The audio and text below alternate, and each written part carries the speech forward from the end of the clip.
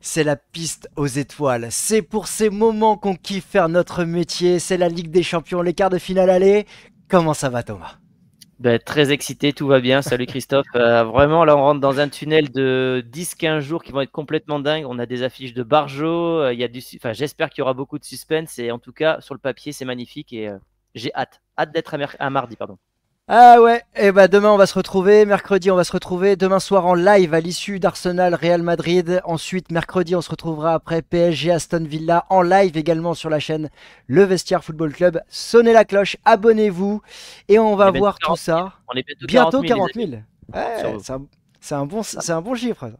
Ouais. C'est un bon chiffre. On va voir tout ça avec notre partenaire Unibet. Unibet qui sponsorise cette vidéo et qui vous offre 10 euros sans dépôt. 10 euros avec le lien qui est dans la description pour ces quarts de finale de la Ligue des Champions où tout est à jouer et qu'on va analyser maintenant.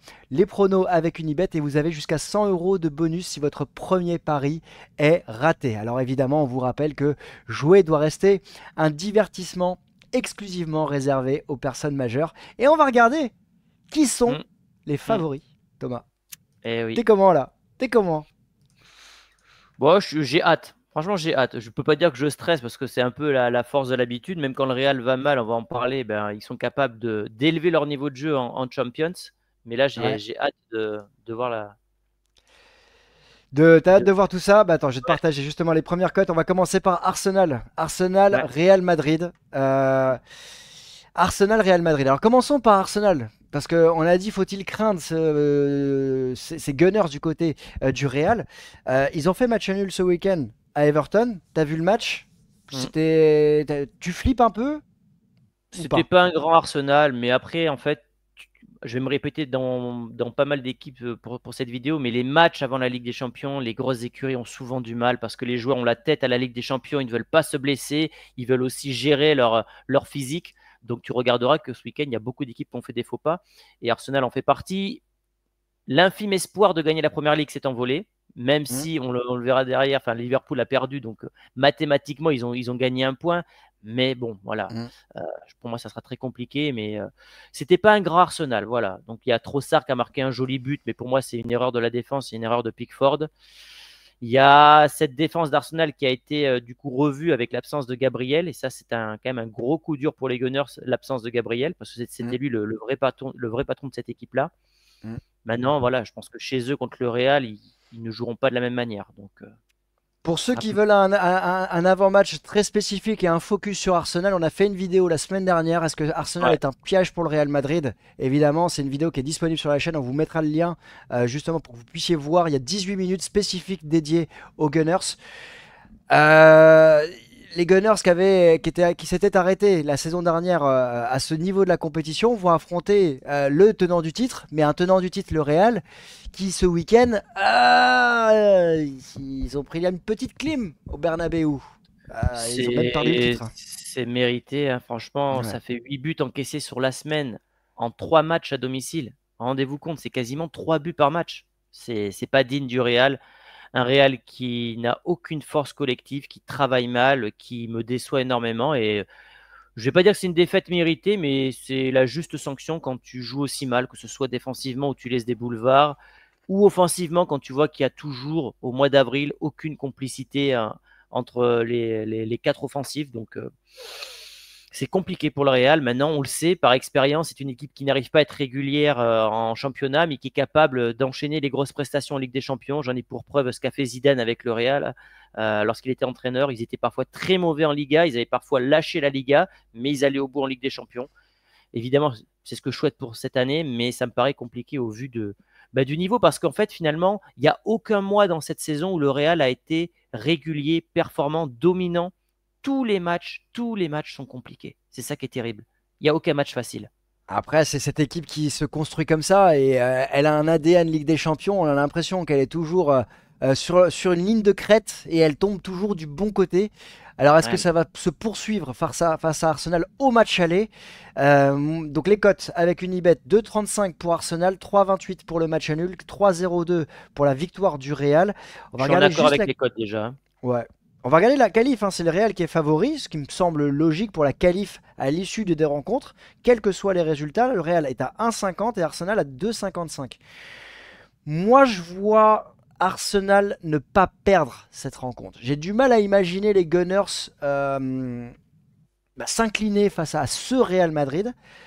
Je vois quand même les deux équipes marquées et je vois Mbappé buteur. Ça fait beaucoup de choses là. Je te rejoins, sauf fait de match, c'est-à-dire un carton rouge prématuré ou quelque chose comme ça. Je vois pas le Real gagner là-bas. Pour la qualif, c'est autre chose. On en parlera la semaine Ouais. prochaine. Mais je vois ce Real marqué, tu as raison, parce que Arsenal, à domicile, va faire le jeu. Ils vont Ouais. laisser des espaces. Et dans les espaces, il y a beaucoup de rapidité côté Real Madrid. Ça ne sera pas la même chose au match retour parce que j'ai eu un spécialiste Arsenal ce week-end sur ma chaîne qui disait qu'ils sont capables de jouer vraiment sale derrière et de mettre le bus. Donc Mhm. ça, on en parlera pour la semaine prochaine. Mais à domicile, je vois Arsenal presser, asphyxier ce Real Madrid, Mhm. les bousculer. Mhm. Sachant que côté Real, on n'est même pas sûr que Courtois soit dispo. Il y a Mhm. Lounine qui n'est pas là non plus. Donc bon, quand même pas mal d'absences qui sont pas négligées. Donc je verrai Arsenal ou nul, sans rentrer dans un pronostic exact. Arsenal ou nul, donc on va enlever. On est d'accord sur but pour les deux équipes et Ouais, Arsenal ou match nul à 1,32. Bon, on est ouais, en phase tous les deux on est en là-dessus. phase. Cote à 2,37 avec notre partenaire Unibet. Vous avez le lien dans la description. On va passer à la deuxième rencontre. Ouais, Bayern Munich, Inter Milan. C'est l'affiche des finales de Coupe du Monde, si tu vois ce que je veux dire. oui, oui, oui, oui. Et puis en fait c'est chaque Coupe du Monde, il y a au moins un joueur du Bayern et un joueur de l'Inter qui sont en finale Ouais, depuis c'est ça. 1970, un truc comme ça. Enfin, j'ai plus Ouais, la 78, je sais plus. ouais, Et puis c'est aussi l'affiche de la finale 2010. ouais. Quand Au Mourinho Bernabéu. Ouais, Au Bernabéu. Le ouais. Bayern qui l'a emporté ce week-end. 3 Ouais. buts à 1, qui fait un pas de plus pour remporter le titre, mais Et c'est qui a passé de perdu. manière anecdotique puisque l'info côté Bayern, c'est que Thomas Müller, après Ouais, 25 ans au club, va quitter le Bayern Munich. Il a sous-entendu que c'était pas son choix, mais qu'il ouais, respecte la décision du club parce que ça n'a pas dû être facile pour eux de faire ce choix-là parce que c'est quand même le joueur le plus capé de l'histoire du Bayern Munich. C'est le meilleur passeur décisif de l'histoire du Bayern Munich, l'un des joueurs les plus titrés. Donc c'est vraiment le Maldini du Bayern ou le Ryan Giggs du Bayern qui s'en va. Donc, choix très difficile pour eux, 35 ans. Est-ce qu'il continuera sa carrière après? Franchement, ça me ferait mal de le voir ailleurs. Je préférerais qu'il s'arrête. Tu sais, pour que le Ah, moi storytelling aussi, ouais. soit beau jusqu'au M- bout. Moi aussi, Un ouais. joueur que j'ai adoré parce que c'est pas le joueur qui célèbre ses buts, c'est un joueur qui est presque anti-réseaux sociaux et tout ça. Et puis surtout, ce qu'il faut dire, c'est que cette finale de la Champions League cette saison, elle a lieu où? Chez lui. Elle a lieu à Munich. Donc, il y Ah, a ça, ça à prendre en compte. Eh c'est- oui. c'est- Non, mais c'est un petit détail aussi important pour le storytelling des clubs français, parce que la dernière finale remportée par un club français en Ligue des Champions, c'était déjà à Munich, et ça Mm, peut être aussi intéressant pour le PSG. En tout c'est cas, vrai. Bayern qui l'emporte, le Bayern qui affronte une Inter qui a perdu des points en Serie A, alors Mm. qu'elle menait 2-0 avec un but de l'espace de Thuram qui a raté sa frappe, le ballon il rentre, il fait pas exprès, il mène 2-0. Et puis en deuxième mi-temps, ça s'écroule un peu, mais tu le disais tout à l'heure, il y a ce phénomène Ligue des Champions, Eh ils sont oui, peut-être eh oui, vus se reposer. bien Et sûr. Même mais alors, inconsciemment, des fois. Tu sais, des fois, c'est inconscient et mine de rien, ils relancent la Serie A parce qu'en cas de victoire du Napoli, les Napolitains pourraient revenir à un point à 8 journées de la fin. Donc, et Antonio Conte, il assez aime grande bien étape être encore. le chasseur, il aime bien cette position. Le Bayern qui a perdu Moussiala Mm, sur cette rencontre, ça mm, peut être un gros coup dur, même s'il y a un ouais. bon banc. Ouais, mais c'est Ça un gros coup dur quand peut, même. ça peut peser évidemment dans les stats de ce match aller. Sachant qu'ils ont Et déjà perdu Alfonso Davies et qu'ils ont perdu, c'est qui? Upamecano.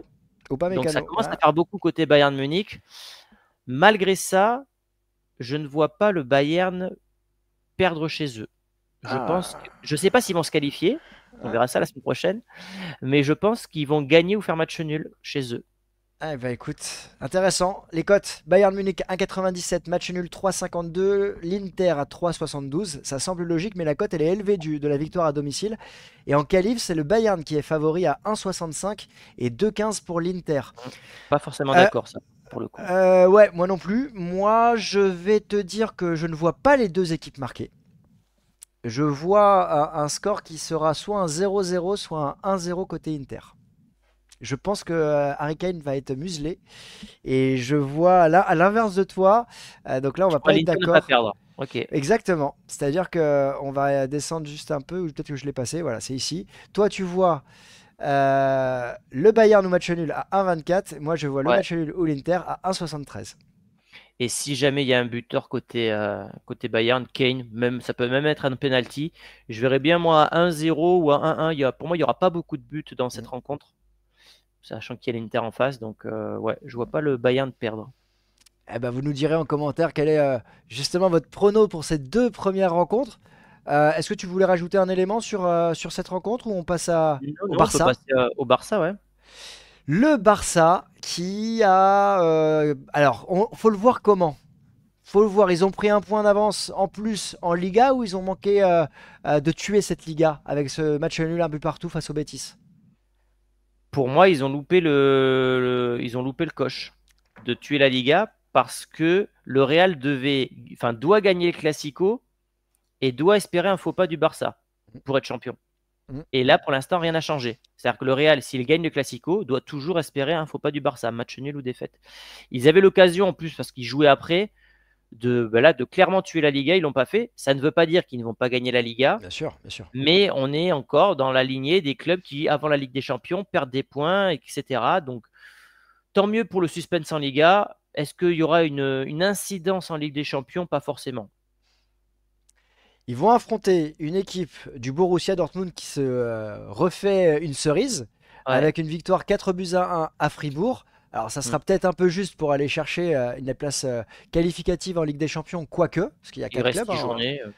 C'est faisable quand même, mais bon, ils se remettent dans le droit chemin avec un Serhou Guirassy qui a encore été buteur. C'est une confrontation qu'on a vue lors de la phase aller, c'était au Signal Iduna Park où le Barça l'avait emporté là-bas. Là, le match est à domicile. Pour moi, il y a une armada offensive côté Barça qui doit prendre le pas sur cette défense C'est sûr que de cette défense, ça fait Dortmund. peur, hein. Mm. Voilà. Et même si peut-être que le Barça, au niveau défensif, face à Dortmund, ils peuvent subir des situations, je pense que Hans-Dieter Flick sera complètement dédié, programmé pour atomiser cette équipe. Ok, donc toi, tu vois le Barça les déchirer, quoi. Ah Ok, ouais, ah je vois une d'accord. boucherie. Je vois pas Ok. une boucherie, je te dis pas 4-0, 5-0, je sais pas, c'est compliqué, tu vois. Mais je vois le Barça faire un match qui parle à l'Europe pour dire Ok.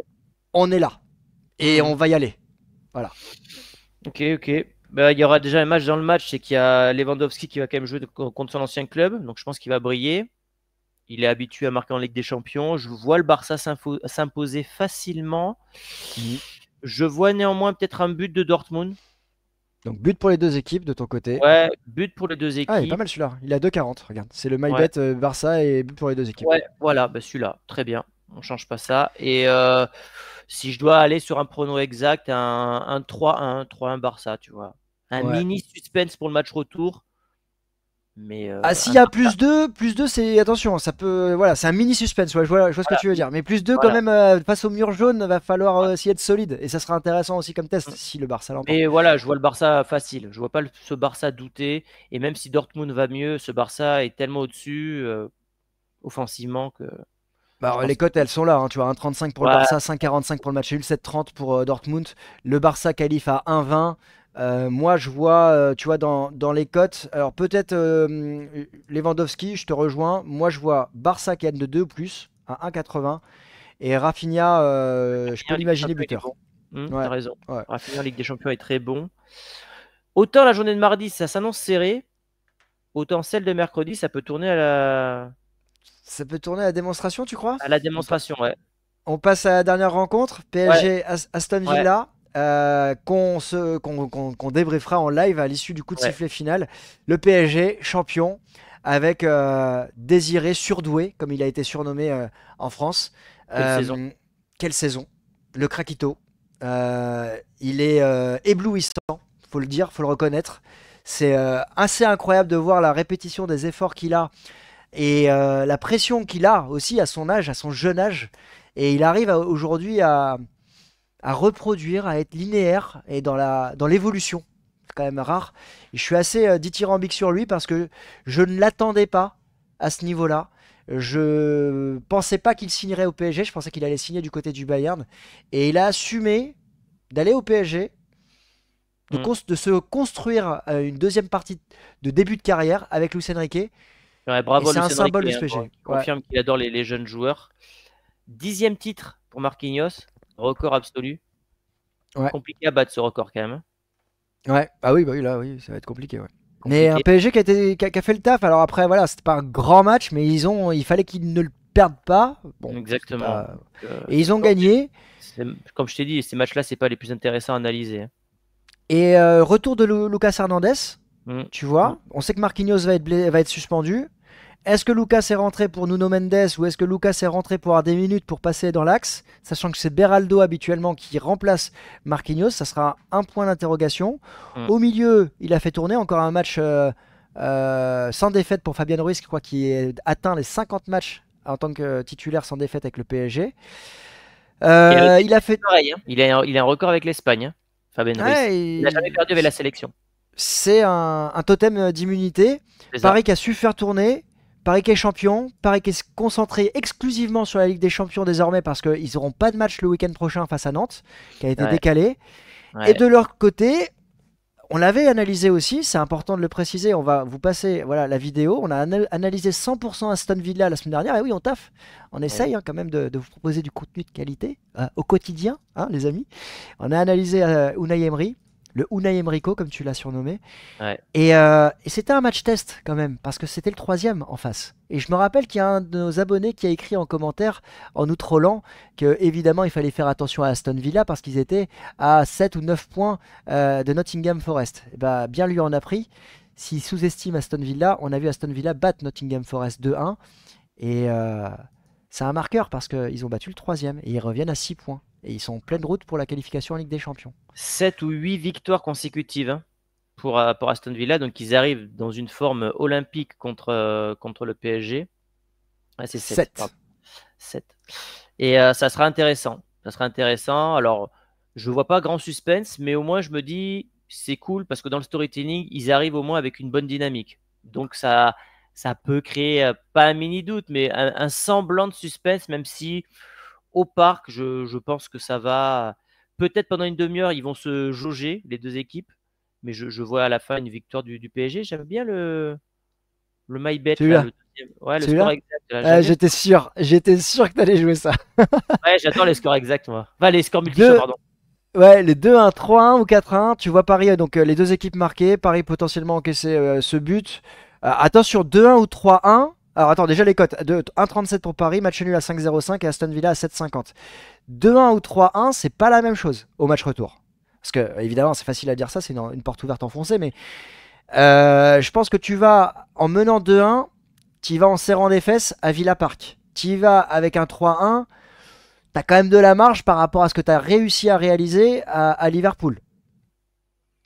En fait, j'avais envie de te dire, quel que soit le score, le PSG sait qu'il peut gagner là-bas. Donc, Alors moi je vois pas on parlera du match retour après, je vois pas Paris gagner enfin je vois pas la suite au retour, je pense que ça va être un match qui va être compliqué pour Paris, mais moi je vois Paris faire la différence au match aller. Donc en score, en prono, je vais jouer victoire du PSG. ouais, pareil. Plus de 1,5 buts par match. Alors, attends, je vais voir ce que ça donne sans ton prono. Parce que je vois Paris, ça fait un 1,51. Je suis pas super chaud, mais Tu vois les deux équipes 1,51. marquées ou pas? Moi, je les vois, les Non, deux équipes marquées. Ah, ok. non, non. Moi, je vois un match sérieux du PSG, victoire 2-0 et 2-0 ou plus. Voilà, c'est comme Moi, ça je que vois un but je au vois la rencontre. corner d'Aston Villa ou sur coup de pied arrêté. Ouais, ouais, c'est une belle idée. Parce que on sait que ils ont des Golgoth à 1,90 m, ils ont Mhm. un Donnarumma de l'autre côté qui est Ouais, c'est fébrile, ça. qui peut être C'est fébrile. ça. Ouais. C'est intéressant. Mais moi, je vois Paris faire la différence à l'aller et complètement la différence. C'est-à-dire qu'il n'y aura pas de match retour. Voilà. Donc Ok. en gros, ouais, tiens, si on regarde les pronos, mardi, ça va être serré Mm. pour moi. Très serré, des deux côtés. Et mercredi, c'est open bar. C'est un peu ça. C'est un peu ça. Donc, donnez-nous, les amis, vos pronostics dans les commentaires. Selon vous, qui va se qualifier pour ces demi-finales de Champions League? Et puis, nous, on vous dit à demain, à l'issue de la demain rencontre. soir. Demain soir, Ouais. en live. Live. Retour des lives sur le vestiaire et ça fait plaisir. Yes! Allez, vamos, les amis. Ciao! Ciao!